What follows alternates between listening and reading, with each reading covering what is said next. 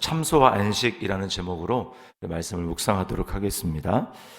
먼저 안식일에 제자들과 예수님을 지켜보고 또 지켜보다가 그들의 기준에서 안식일을 범하는 모습을 보고 참소하는 이 바리새인들의 모습을 보게 됩니다. 시장에서 1절에 보니까 제자들이 시장하여 이삭을 잘라 먹었다 이렇게 이야기를 하죠. 자, 이거를 이제 안식일에 일을 했다라고 하는 것을 보고 지금 바리새인들이 2절에 보면 바리새인들이 보고 그랬습니다. 바리새인들이 보고 그다음 끝에 안식일에 하지 못할 일을 하나이다. 자, 보았다. 이게 우연히 바뀌었습니까? 그렇지, 그럴 리가 없습니다. 지켜본 것이죠.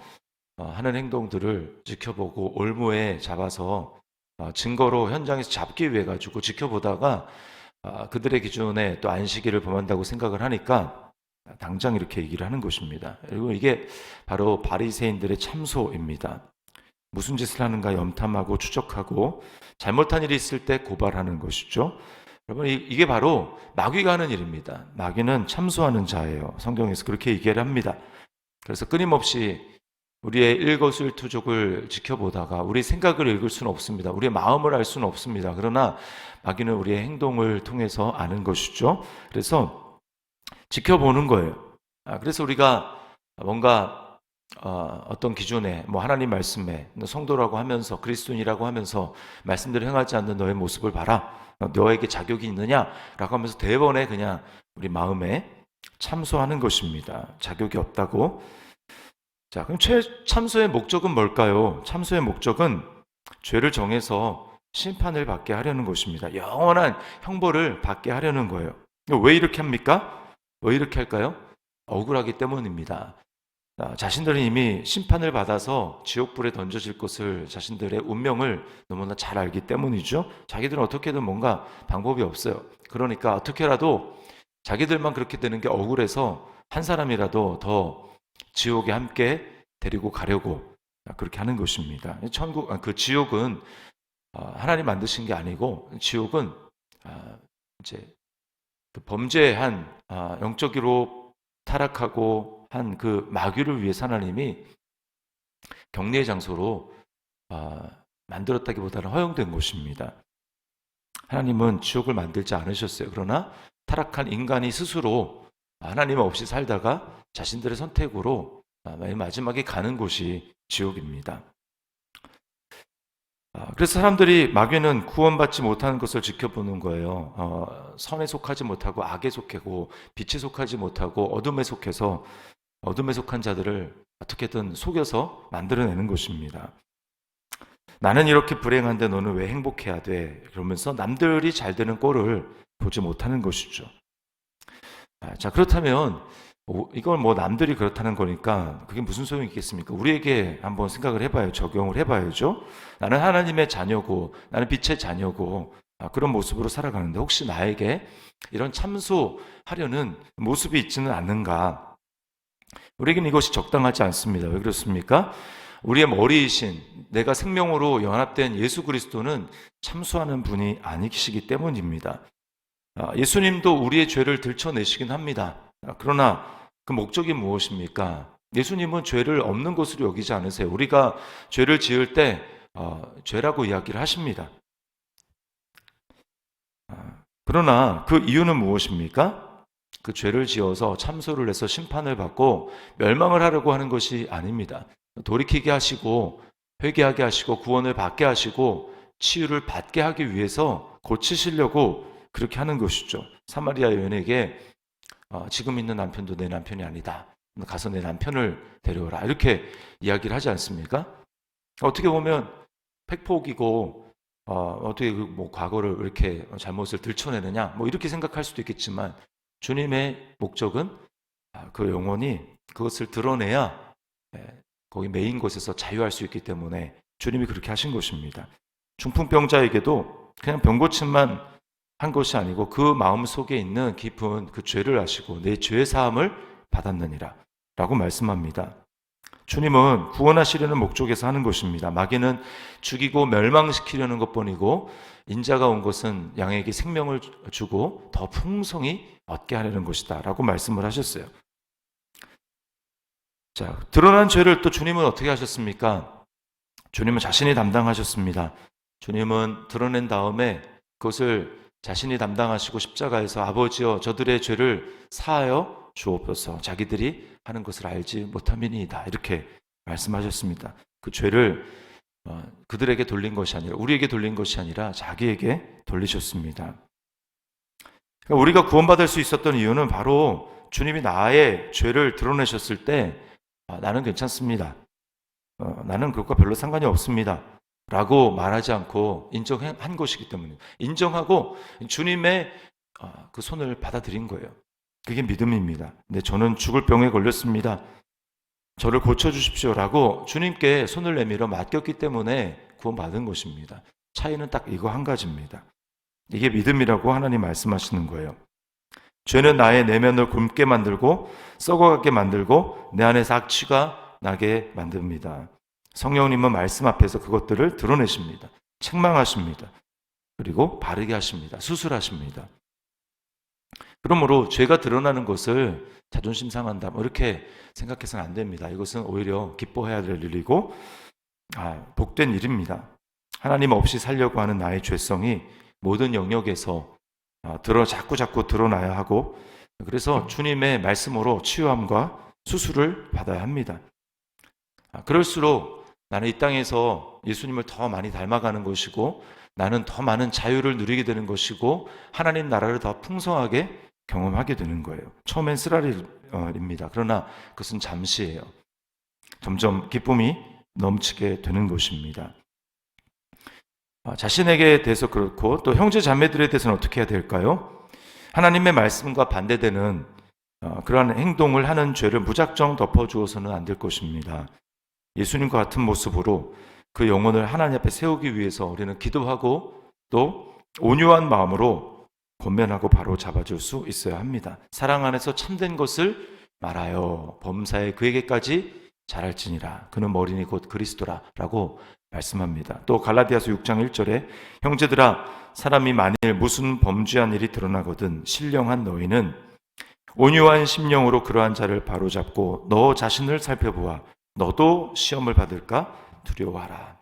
우리는 똑같은 다 죄를 언제든지 지을 수 있는 그러한 용서받은 의인입니다.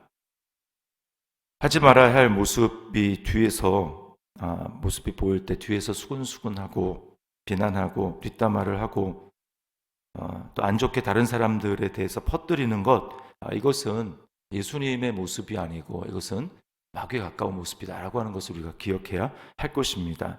우리는 예수 그리스도의 모습을 닮아가고 또 성숙하도록 부름을 받은 자예요. 자, 적용을 해봅시다. 공동체 안에서 누군가의 잘못과 허물을 보았을 때 육신의 생각대로 참수하려는 마음은 없습니까? 예수 그리스도 안에서 그리스도가 하신 방법대로 먼저 기도하고 온유한 마음을 구해야 하지 않겠습니까? 자, 두 번째 주님은 자신에 대해서 뭐라고 말씀하냐면 구약의 율법을 완성하신 성전보다 더 큰 이 6절에 나오죠. 6절에 내가 너에게 이르노니 성전보다 더 큰 이가 여기 있노라. 자, 그 다음에 안식일의 주인이라고 말씀합니다. 8절에 인자는 안식일의 주인이니라. 자, 이게 어떻게 보면 구약의 율법을 가장 핵심적으로 잘 요약해 주는 두 단어입니다. 성전, 그 다음에 안식일. 이 두 가지. 이게 율법의 핵심이죠. 성전은 희생제사, 그 다음에 안식은 안식일입니다. 자, 그러나 예수 그리스도는 성전보다 더 큰 이라기보다는 오히려 성전 자체이신 분입니다. 성전 자체예요. 하나님의 임재, 성령으로 충만하셔서 하나님의 임재 자체이신 하나님이 그냥 거기 계시는 것이죠. 그러니까 이게 바로 예수님이 구약의 성전을 완성하셔서 예수님이 이제 성전이십니다. 그리고 또 예수님이 안식 자체세요. 안식일은 창조주가 만드신 거 아닙니까? 6일 동안 천지를 다 만드신 다음에 7일째 쉬셨잖아요. 창조주가 만든 게 안식일입니다. 그럼 예수님은 모든 것이 지어진 모든 것이 그로 말미암아 되지 않는 것이 없다. 즉 예수님은 창조주시잖아요. 안식일을 만드신 분입니다. 그러므로 이게 구약의 율법의 가장 핵심을 이야기를 했다면 예수님은 율법을 폐하러 오신 분이 아니라 율법을 완성시킨 거죠. 그러니까 율법이 바로 나에 대해서 얘기를 한 거다. 그리고 너희가 율법을 본다면 우리가 지켜서 정죄하라고 한 게 아니라 지킬 수 없구나라는 걸 깨닫고 믿음으로 주님을 바라보고 구원을 받은 다음에 그 다음에 뭐예요? 이제는 우리가 생명을 얻어서 이제는 우리 안에 성령님을 허락하셔서 우리는 나 자신의 힘과 능력으로 율법대로 못 살아요. 못 삽니다. 예수 믿은 다음에도 우리 몸으로는 못 살죠. 어떻게 하라고 우리 구원받은 겁니까? 말씀으로 넘어질 때 그 말씀으로 나를 정죄할 것이 아니라 빨리 돌이키고 성령의 능력으로 그 말씀대로 순종함으로 하나님 나라를 더 충만하게 이 땅 가운데 누리라고, 예수님을 더 닮아가는 기쁨을 누리라고 우리에게 그 말씀을 주신 거예요. 우리는 성령님의 도움을 받아서 믿음으로 말씀을 살아내는 존재입니다. 그 말씀을 가지고 내가 이 말씀을 지키지 못했네 하면서 나를 정죄하라고 주신 것이 아니고 예수님을 바라보고 정말 주님 안에서 말씀이 다 이루어진 존재로 나를 불러주신 것이 얼마나 감사한가. 나는 정죄를 받을 존재가 아니라 이제 성령님을 바라보고 성령님의 능력을 구하고 주님 오늘도 내가 성령님의 능력을 구합니다 라고 그렇게 성령님의 능력을 덧입어 주님을 바라보는 믿음으로 이제 말씀을 누리고 말씀을 행하고 예수님을 닮아가고 하나님 나라를 누리도록 부름받았어요. 요한복음 14장 21절에 나의 계명을 지키는 자라야 나를 사랑하는 자니 나를 사랑하는 자는 내 아버지께 사랑을 받을 것이요 나도 그를 사랑하여 그에게 나를 나타내리라. 여러분, 이것은 무거운 침이 아닙니다. 말씀을 순종하라, 이렇게 살라라고 하는 것은 특권이에요. 특권. 우리는 어떤 사람들입니까? 무수리로 살다가 왕의 성은을 입어서 후궁이 되었다. 이게 비유가 적절한지 모르겠어요. 그렇다면 이제 그때부터 후궁으로 살아가는 법도를 배우며 살아가야 되지 않겠습니까? 그러면서 근데 그것을 보면서 내가 왜 이런 걸 해야 되느냐, 힘들다 이렇게 말하는 사람이 있습니까? 없습니다. 왜요? 자기가 입은 이 은혜가 엄청나다는 것을 알기 때문이죠. 그러니까 법도를 배우면서 이 왕실의 법도를 배우면서 그렇게 살아가는 것이 짐이 아니에요. 그 기쁨입니다. 우리도 마찬가지죠. 우리가 하나님 말씀을 순종하라고, 너희는 이런 존재다라고 순종하라고, 빛의 자녀로 부름받았으니까 빛의 자녀답게 살라, 내 아버지의 온전하신 같이 너희도 온전하라고 하는 말씀은 너무 괴롭다 이렇게 우리가 반응할 게 아니라는 거예요. 우리가 얼마나 놀라운 은혜를 입었습니까? 우리의 특권이 얼마나 놀랍습니까?